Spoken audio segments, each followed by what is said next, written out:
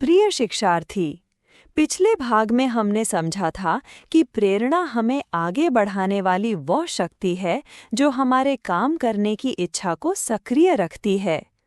इस भाग में हम जानेंगे कि प्रेरणा किन सिद्धांतों पर आधारित होती है, अधिकार नियंत्रण हमारी सोच को कैसे दिशा देता है और SWOT विश्लेषण हमें खुद को समझने में कैसे मदद करता है। सबसे पहले बात करते हैं प्रेरणा के सिद्धांतों की।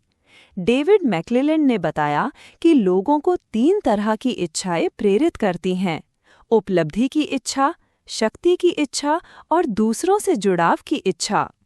कोई चुनौती स्वीकार कर आगे बढ़ना चाहता है, कोई नेतृत्व करना पसंद करता है और कोई मजबूत रिश्ते बनाना चाहता है। हर व्यक्ति की प्राथमिकता अलग होती है, इसलिए उसकी प्रेरणा भी अलग होती है। दूसरा महत्वपूर्ण सिद्धांत है मास्लो का आवश्यकता क्रम। इसके अनुसार मनुष्य की ज़रूरतें एक-एक करके पूरी होती हैं। सबसे पहले भोजन और आश्रय जैसे आधार, फिर सुरक्षा, उसके बाद सामाजिक संबंध, इसके आगे सम्मान और अंत में आत्मसंतोष। जैसे जैसे एक ज़रूरत पूरी होती है, अगली हमें आगे बढ़ाती है। अब बात करते हैं अधिकार नियंत्रण की। जब किसी व्यक्ति को अपने फैसले खुद लेने की स्वतंत्रता मिलती है, तो उसका आत्मविश्वास बढ़ता है।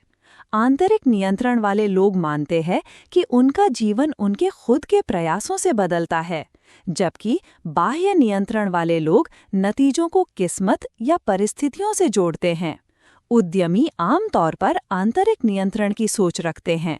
वे मानते हैं कि मेहनत और निर्णय से सफलता तय होती है।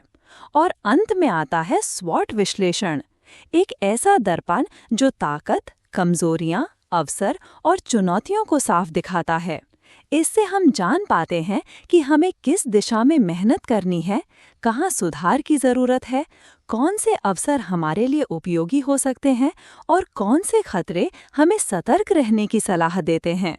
प्रिय शिक्षार्थी, जब प्रेरणा के सिद्धांत, आत्मनियंत्रण और स्वॉट जैसे उपकरण साथ आते हैं, तो व्यक्ति सिर्फ लक्ष्य नहीं देखता, वह अपनी क्षमता भी पहचानता है और सही दिशा में आगे बढ़ता है।